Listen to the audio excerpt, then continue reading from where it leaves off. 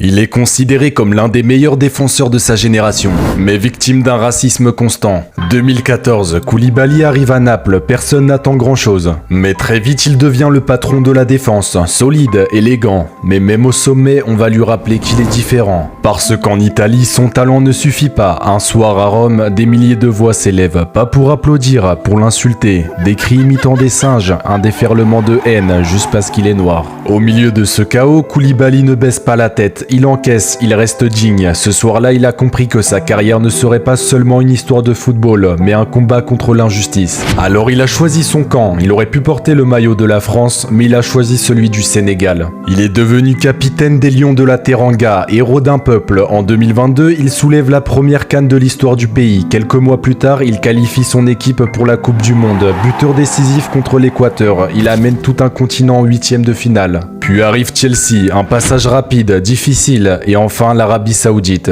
Mais malgré son niveau, Koulibaly n'a jamais gagné le ballon d'or africain, toujours dans l'ombre des attaquants, moins médiatisé, moins reconnu, alors qu'il a été l'un des meilleurs défenseurs du monde. C'est l'histoire d'un homme qui a affronté le racisme, les critiques, l'injustice, et qui a choisi l'amour de son pays avant la gloire. Koulibaly montre que le football passe, mais que le combat contre le racisme, lui, laisse une trace éternelle.